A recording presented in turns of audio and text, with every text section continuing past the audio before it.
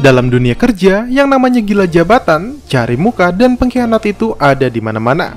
Dan di episode ini, tak disangka-sangka ternyata bukan Soyonglah pelakunya. Orang yang kita kira baik-baik saja, tapi ternyata suka menusuk dari belakang. Dan itu tidak hanya terjadi kepada tim desainer Sono saja, melainkan oleh Hyojung yang matanya sedang dibutakan oleh kebencian. Oke, sebelum kita masuk ke sinopsis, episode 6 ini bantu channel Mimin ini dengan cara menekan tombol subscribe-nya ya, agar Mimin tetap semangat memberikan konten-konten menarik untuk kalian semua. Go mau! Episode ini diawali dengan sebuah kekesalan, di mana desainnya dikirim tim Nonoha malah sama persis dengan desain dari timnya Ina. Jisuk yang menerima dua berkas tersebut pun malah memilih jalan menutup mata dan tidak menyalahkan salah satunya karena menolak bertanggung jawab jika sesuatu terjadi kepada dua label tim desain yang dipegangnya. Dan mungkin selain karena hal itu, Jisuk juga masih sakit hati akibat Mr. J yang lebih memilih Nonoha. Karena setelah Nonoha pergi, Jisuk ini sebenarnya sudah tahu kalau pasti yang meniru desain adalah tim desain Claire Mary-nya Ina. Karena dirinya sudah mengenal Nonoha selama 20 tahun, jadi tidak mungkin Nonoha untuk melakukan hal itu. Lalu di ruangan desainer Sono, Ji-hyung yang mendengar keluh kesah atas kerja keras tim mereka yang sia-sia, membuatnya mengajak Soyoung berbicara empat mata. Dia yang mendapat bukti dari rekaman CCTV penuduh Soyoung mencuri desain timnya sendiri. Tapi di sini Soyoung dengan berani menolak tuduhan itu, bahkan balik menantang Ji-hyung untuk membuktikan jika memang dia bersalah. Dohun yang sedang berbunga-bunga karena diberikan sebuah sial sebagai naiknya jenjang hubungan mereka, menganggap kini hubungan mereka spesial. Apalagi mereka berdua makan siang bersama, yang padahal Jisuk hanya ingin meminta bantuannya mendekati Mr. J saja. Lantas hal ini membuat Dohun bertanya, jika demikian, apa maksud pemberian sial dan jenjang hubungan antara mereka? Dan Jisuk menjawab kalau semua itu dilakukan atas dasar pertemanan mereka saja. Dan hubungan spesial itu, karena dirinya jadi lebih mengenal Dohun. Apalagi ketika teman Jisuk datang, ia malah memperkenalkan Dohun hanya sebagai temannya saja, dan bahkan menjodohkan Dohun dengan temannya tersebut. Jelas hal ini membuat Dohun tersinggung, karena selain hanya dianggap teman saja, dia juga malah dianggap tidak normal. Namun sepertinya kedepannya hubungan keduanya akan mulai berubah ya, karena Jisuk yang mengejar Dohun untuk meminta maaf lalu terjatuh, ditolong oleh Dohun dengan cara yang sangat gentleman, yang malah membuat Jisuk malah terpesona dengan Dohun. Karena desainnya ditiru, kini Nonoha harus membuat terobosan baru. Dan beruntung, karena melihat foto project graffiti Mr. J, Nonoha jadi terfikirkan kalau bagaimana jika dirinya akan membuat sebuah terobosan, yakni berkolaborasi antara desain pakaiannya dengan motif graffiti yang dibuat oleh pembuat graffiti profesional. Sedangkan dibanding kantor, kinerja tim Sono tidak diakui, dan akhirnya membuat sang pengkhianat merasa bersalah. Ternyata sang pengkhianat bukanlah Soyoung, melainkan Sunju. Nah, Sunju yang merasa bersalah membuatnya memilih untuk berhenti dari Sono saja.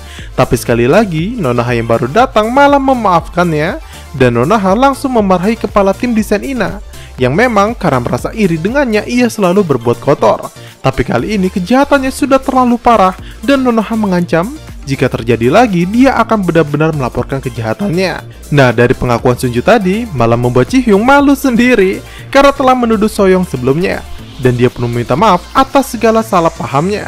Dan untuk menyelesaikan semua kasus itu, Nonoha pun menceritakan idenya tadi, di mana dia akan mengambil desainnya Soyoung dipadukan dengan motif graffiti dalam sebuah kolaborasi. Tapi masalahnya sekarang, siapa influencer yang akan bekerja sama dengan Sono? Nah, satu persatu mereka mengusulkan sang artis, tapi Ji-hyung malah mengusulkan Yerin. Jelas hal ini membuat staf lain tertawa karena artis sombong tersebut pernah menolak bekerja sama dengan mereka. Dan Soyoung pun menantang Ji-hyung untuk dapat mempekerjakan Yerin jika ingin mendapatkan kata maaf darinya. Awalnya Misuk sedikit menjadi tenang setelah menerima banyak pendapat di internet kalau siapa tahu yang diidapnya bukanlah kanker, dan dia disarankan untuk mengeceknya ke beberapa dokter, karena bisa saja diagnosisnya akan berbeda. Tapi sayang, setelah ia mencoba ke dokter lain, hasilnya tetaplah sama, dan kini dia semakin merasa depresi, hingga membuatnya memutuskan untuk minum-minum bersama Jisuk sepuasnya menghilangkan beban pikiran. Nah, Misuk yang mabuk ini dibawa ke rumah Nonoha, dan akhirnya tiga sekawan itu pun kembali berkumpul untuk menceritakan keluh kesahnya masing-masing. Baik Misuk ataupun Nonoha, keduanya seperti memiliki beban pikiran, kecuali Jisuk yang bingung mengapa hanya dia yang tidak tahu masalah kedua sahabatnya tersebut. Tapi selain itu, Dia juga menekan Nonoha agar menjelaskan hubungannya dengan Mr. J. Dan akhirnya Nonoha menjelaskan kalau Mr. J adalah adik dari Swan, mantan kekasihnya yang meninggal 10 tahun lalu. Dan setelah mendengar penjelasan itu, Jisuk pun menjadi sedikit mengerti dan mungkin juga nantinya akan ikhlas merelakan Mr. J. Nonoha terbangun di tengah malam dan teringat pesan terakhir dari Mr. J. Dia pun meminta untuk bertemu secara langsung dengan Mr. J yang memang sudah antusias menunggunya memberikan jawaban yang ditanyakan di ending episode sebelumnya. Dan akhirnya, sesuai keinginan dari Mr. J, Nonoha pun menerima tawaran Mr. J untuk melupakan semua kenangan masa lalu dan kini mulai mencoba untuk mencintai satu sama lain. Lalu hari pun berganti. Berbeda dengan hatinya yang sedang berbunga-bunga, di kantornya Nonoha malah dimarahi oleh Direktur Go karena memilih subkontraktor yang bermasalah. Tapi untunglah perdebatan itu selesai setelah Ji-hyung datang meluruskan semuanya karena Direktur Go sendirilah yang memasukkan nama perusahaan itu dalam daftar rekomendasi. Kemudian semua orang kini bersiap untuk fashion show sekaligus penjualan yang ditayangkan secara daring. Dan ternyata benar ucapan dari Ji-hyung kalau pasti Yerin akan mau bekerja sama dengan Sono. Namun rupanya ada rahasia di balik ketersediaan Yerin tersebut. Karena ternyata Yerin adalah mantan pacar dari Ji-hyung. Dan Ji-hyung berjanji mengikuti segala kemampuannya jika Yerin mau bekerja untuk Sono. Nah lucunya, Yerin ini dulunya adalah bucin dari Ji-hyung yang bahkan dia dicampakkan begitu saja oleh Ji-hyung. Susah emang ya orang ganteng mah. Superstar seperti Yerin saja sampai bucin kepadanya. Semua usaha Sono untuk mempertahankan kualitas brandnya pun berhasil.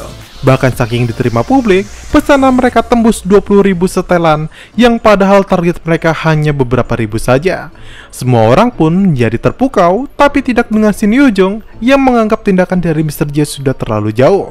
Karena sebenarnya foto-foto yang dimunculkan dalam peragaan busana tersebut harus ada di pagelaran galerinya, tapi malah telah dipublikasikan demi Nonoha semata. Yoo-jung pun teringat kejadian 10 tahun lalu ketika dirinya memperingati Swan agar tetap fokus pada hubungan mereka. Karena hubungan mereka tersebut adalah hubungan yang mengikat dua keluarga besar.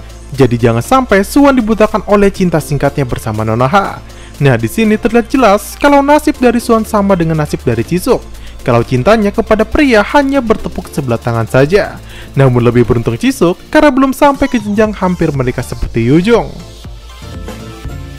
Sekian video kita hari ini. Di saat seluruh tim yang terlibat dalam peragaan busana makan malam bersama, tiba-tiba terjadi hal aneh pada ponsel Nonoha. Dia mendapat pesan dari Swan yang mengatakan, "Apakah kamu baik-baik saja?" Lantas hal ini membuat Nonoha menjadi galau seketika. Teringat kenangannya bersama Swan yang padahal Swan telah tiada. Lantas siapakah yang mengirim pesan menggunakan nomornya? Dan kemungkinan terbesarnya tentu adalah Yoo-jung. Karena selama ini dirinya yang memegang ponsel Swan tersebut. Namun apa tujuannya melakukan hal tersebut ya? Tulis di kolom komentar di bawah pendapat kalian. Karena kita akan bahas di video selanjutnya. Oke, sebelum menutup video ini jangan lupa menekan tombol like, subscribe dan nyalakan tombol lonceng notifikasinya agar kalian selalu mendapat info menarik dari channel Mimin ini. Saya Mimin Cara pamit, see you sahabat Mincapedia.